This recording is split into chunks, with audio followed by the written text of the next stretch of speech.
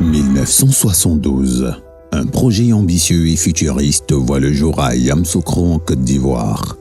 La vision est de former les cadres d'assurance de tout niveau et de toute spécialisation pour les compagnies, les administrations de contrôle des assurances et tout autre organisme qui en exprimerait le besoin.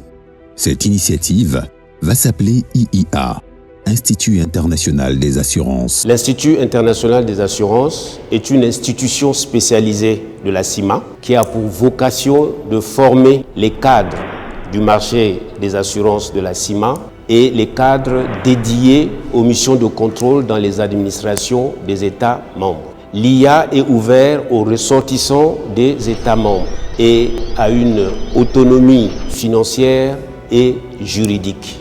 Les États membres de l'IA sont ceux qui composent la Conférence interafricaine des marchés d'assurance, la CIMA. Organe de représentation diplomatique et sur la base d'un accord de siège signé avec le gouvernement de la République du Cameroun, l'IIA a établi son siège à Yaoundé depuis le 21 novembre 1972. 3 sites ont abrité le siège de l'Institut international des assurances à Yaoundé. Le premier site, c'était à Mélène, lieu dit mini-ferme avec pour campus des étudiants la Cité Verte. Le second site, c'est celui du quartier Nilon à Bastos, en face de l'Institut supérieur de management public. Ce site a eu pour campus des étudiants d'abord la Cité Verte, puis à l'issue d'une crise, la Cité de Messa. Le troisième site, celui sur lequel nous sommes installés actuellement, est au quartier Mfandena, à Yaoundé, quartier omnisport, lieu dit Titi Garage. C'est un joyau architectural d'envergure, né de la volonté des États membres de l'IA et dont le terrain a été gracieusement mis à disposition par l'État du Cameroun. Les travaux de ce gigantesque complexe ont commencé en l'an 2014 et se sont achevés en l'an 2017. Sur le plan administratif, l'Institut international des assurances obéit à une structure solide. Le fonctionnement de l'Institut international des assurances est assuré par les organes suivants. Le Conseil des ministres, composé des ministres responsables des assurances de chaque État membre. Le Conseil d'administration, composé par un représentant de chaque État membre. Le secrétaire général de la CIMA, le directeur général de la CICARE, et le président de la FANAF. Il y a le conseil pédagogique dirigé par l'administrateur de l'IA pour le pays du siège, composé par les membres de la direction générale de l'IA, 1 ou 2 professeurs de l'IA, les délégués des étudiants et le représentant de l'association des compagnies d'assurance de l'état de siège. La direction générale, composée par le directeur général, le directeur des études et de la recherche, le directeur administratif et financier et enfin l'assistant du directeur des études et de la recherche. Les enseignements à l'IIA sont dispensés depuis l'année 2020 dans le respect des normes du système LMD avec plusieurs unités pédagogiques décentralisées dénommées Centres professionnels de formation à l'assurance situés dans les États membres de la CIMA. En termes de formation initiale, nous avons le DTA qui est le diplôme de technicien des assurances. Nous avons la licence professionnelle en assurance, le master professionnel en assurance ainsi que le master en actuariat. Pour le DTA, les niveaux d'entrée, il faut faire un concours. Ce concours est ouvert aux titulaires du bac, donc des ressortissants au niveau des différents États membres. Pour le LPA, licence professionnelle en assurance, là également pour se présenter au concours, il faut avoir au moins le bac. Pour le master professionnel en assurance, le niveau pour participer au concours, le niveau exigé donc, est au moins une licence. Et pour le master professionnel en actuariat également, il faut avoir au moins une licence scientifique pour pouvoir se présenter au concours. Pour la formation continue, nous avons donc des séminaires, à peu près une dizaine de séminaires à l'attention des cadres des compagnies d'assurance, mais également des cadres des directions nationales des assurances, c'est-à-dire les contrôleurs nationaux. Les fruits tenant la promesse des fleurs. Les produits de l'IIA se démarquent indubitablement sur le terrain et les lauriers parlent d'eux-mêmes. L'Institut international des assurances a mis sur le marché des assurances des cadres supérieurs et des cadres moyens destinés aux entreprises d'assurance, aux administrations de contrôle des assurances ainsi qu'aux organismes internationaux d'assurance. De 1973 à 2022, l'Institut a formé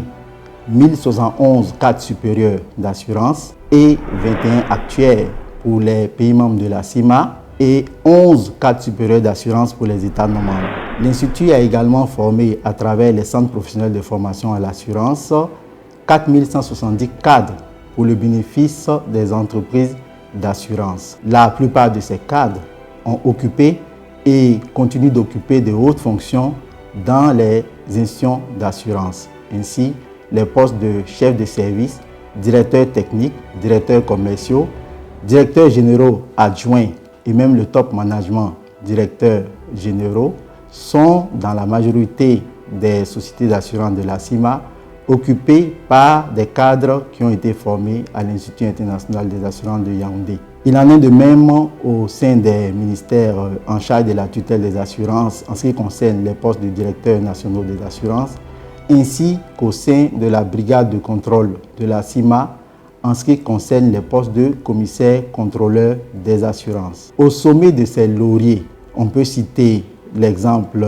de l'ancien directeur général de la société GTA IRD EVI à Lomé au Togo, qui depuis l'année passée a fait son entrée dans le gouvernement togolais en qualité de ministre de l'accès universel aux soins.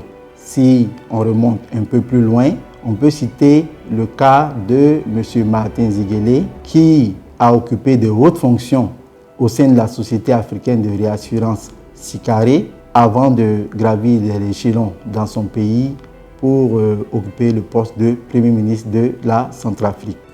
Cette renommée et ses résultats sont la résultante d'un management pointu et équilibré entre la sagesse, l'expérience et la maîtrise des dirigeants qui ont piloté l'Institut durant le cinquantenaire en célébration. Depuis la création de l'Institut international des assurances, il y a eu 9 directeurs généraux. Le premier, ce fut M. Duchesne Bernard de nationalité française, est venu M. Kourouma Amadou de la Côte d'Ivoire, M.